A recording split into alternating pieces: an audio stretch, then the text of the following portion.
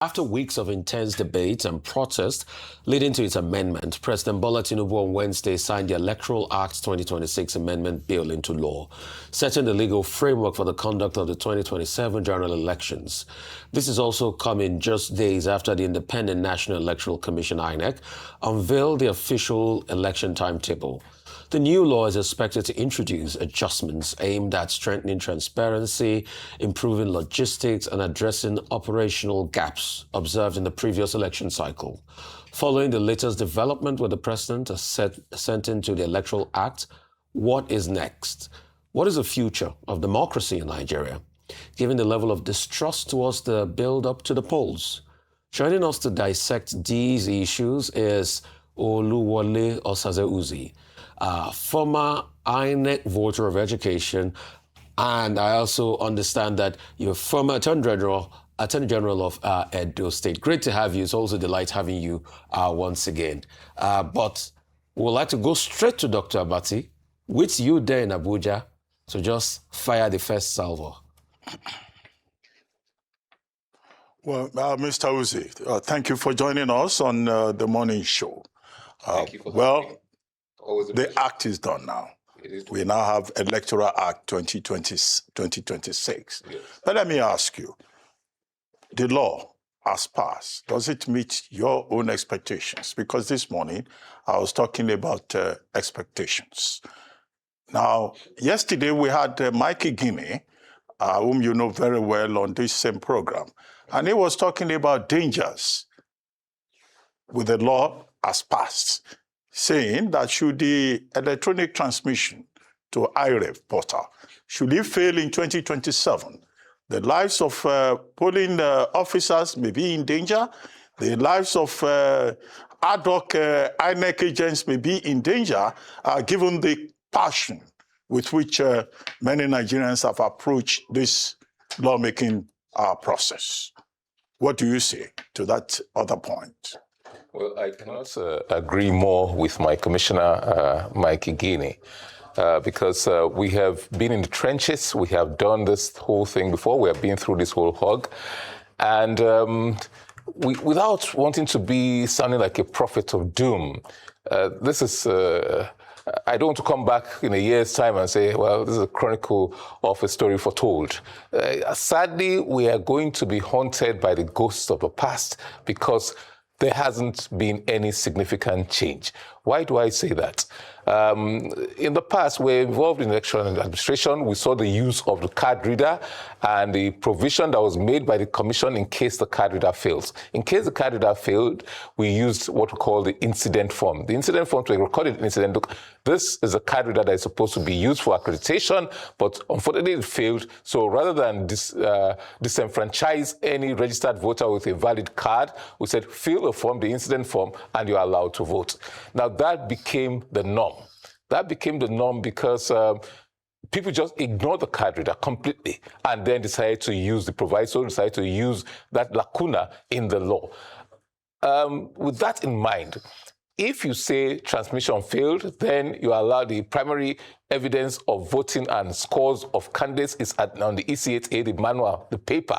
Then people will just discard, and your presiding officer comes and says, sorry, the transmission failed. Whether he tried or he did not try, perhaps he has been compromised, he will say it failed, and so collation officer, returning officer, please use my EC8A, use the manual. So that lacuna now becomes, the proviso now becomes the norm. That is our fear, and our fear is borne out by our past, by things we have experienced in the past. So when we say that we should not allow the ghosts of the past come haunting us, unfortunately, we have opened the gates wide open for that to happen. Otherwise, if as an honest presiding officer tries to transmit, and as it's alleged to have happened in 2023, the signals are jammed or they change the code and you cannot transmit.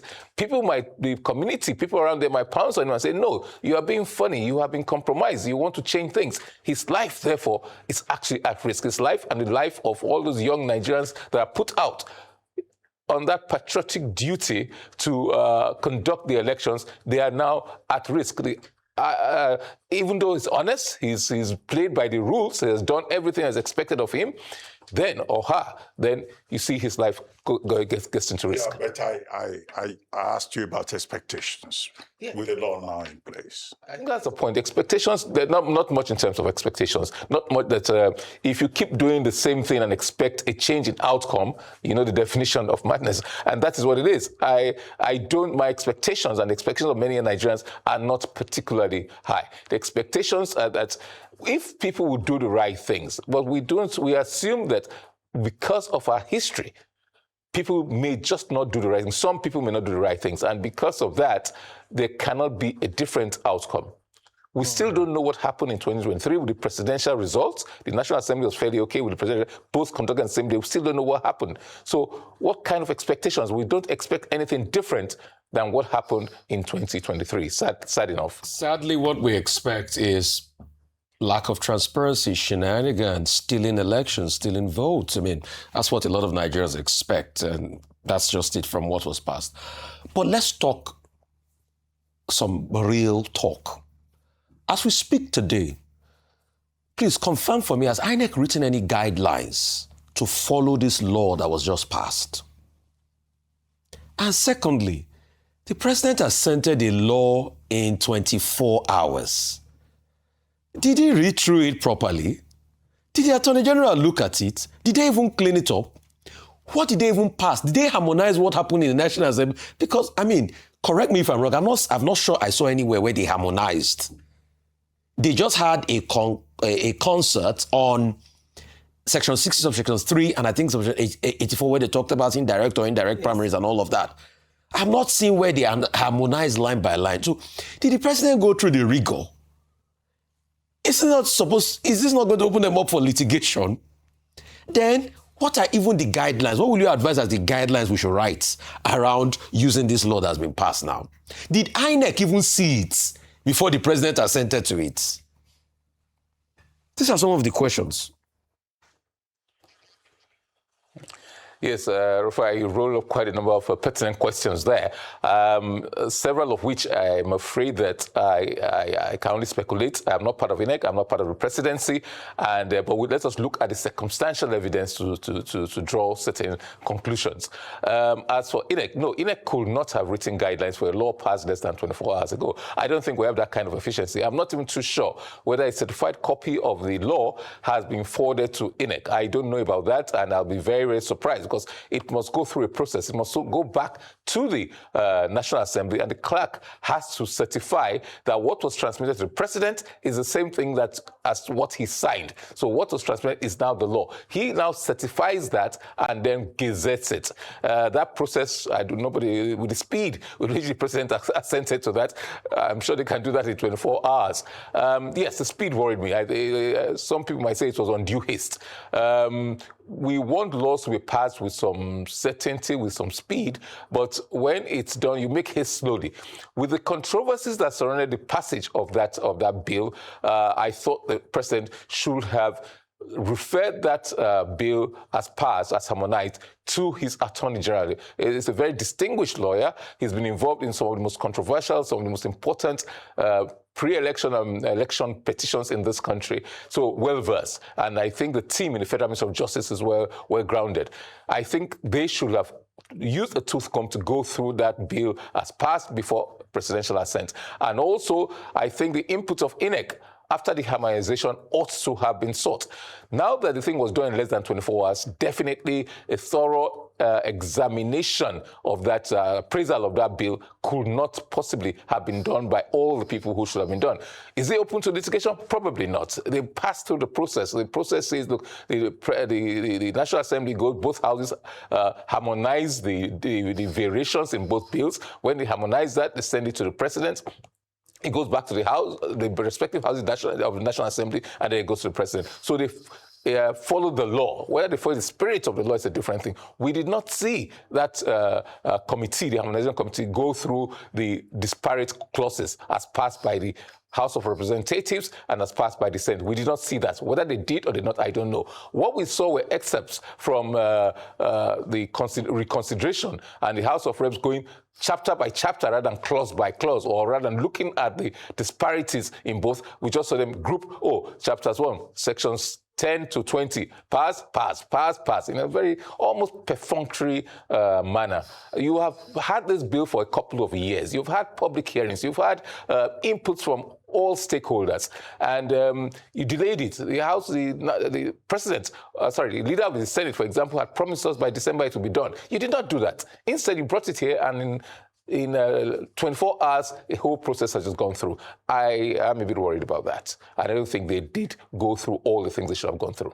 Okay. All right. Based on this, what are some of the bottlenecks you envision, especially from the point of view of INEC? So one of the things that was raised is that the funding timeline has been reduced from 12 months to 6 months. And we have an election, a very important election to prosecute in January now, it seems, based on also the timetable of election. So it's even been brought back.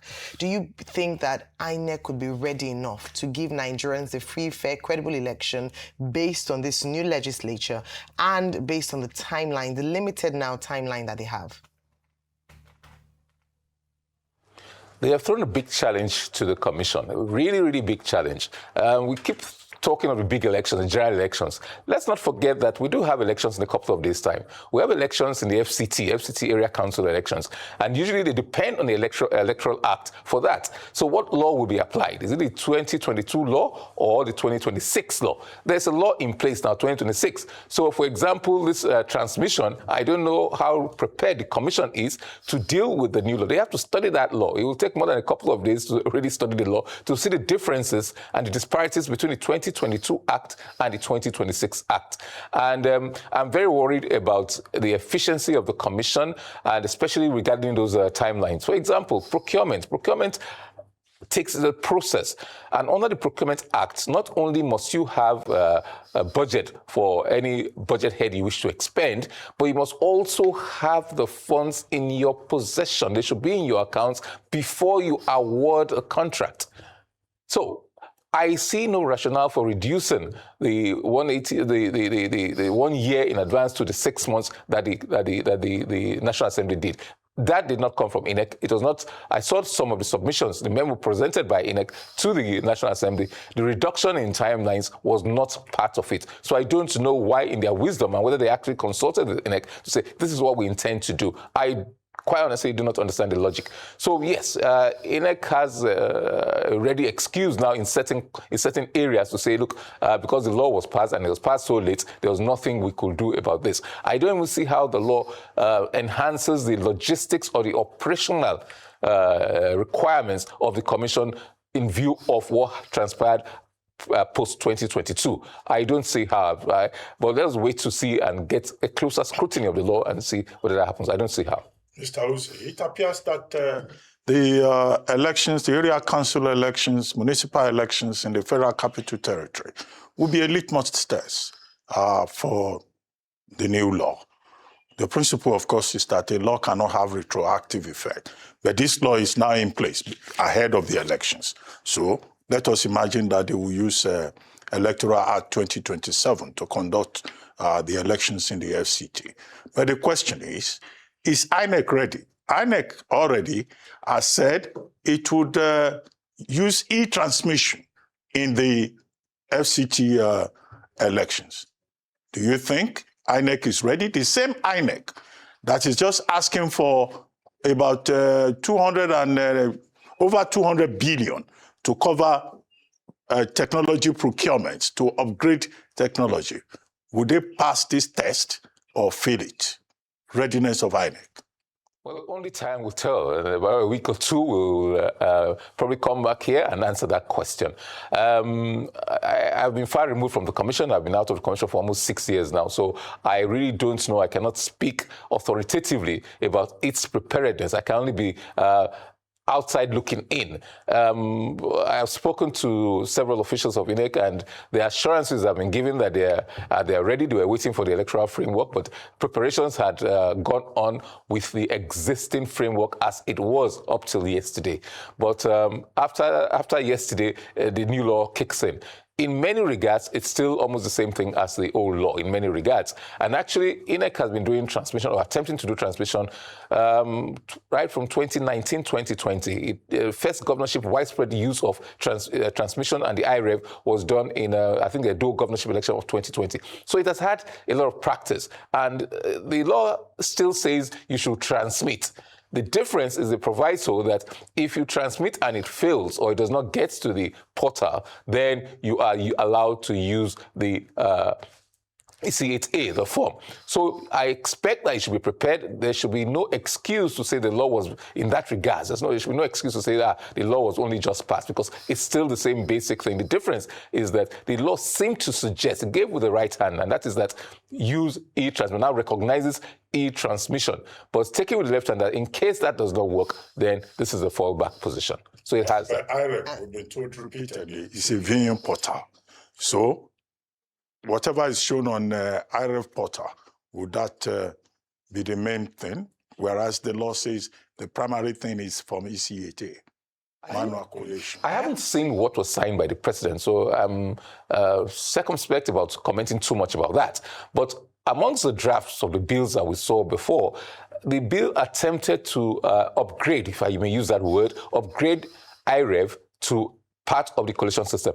IREV was not designed as part of the collation system. There's a portal, all right, and the portal viewable from the back end by the collation officer, by the returning officer, by the INEC officials. Not to the public, but INEC officials who first see it before it actually goes on to IREV.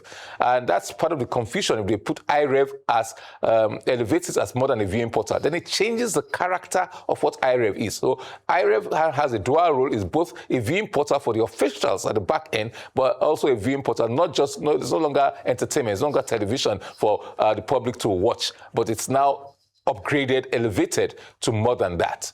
But it's taken off by that EC8A manual transmission that has eroded against that IREV or the other portal. Collation portal as part of the collation system would have benefited us. Indeed. Thank you so much for your time with us today. Very shortly, we will be testing the law, and all these questions around it being justiciable, whether it's just a mere viewing portal or whether by this new piece of legislation it has now been upgraded. We're very grateful to you for also speaking to us this morning on the assented Electoral Amendment Act of 2026.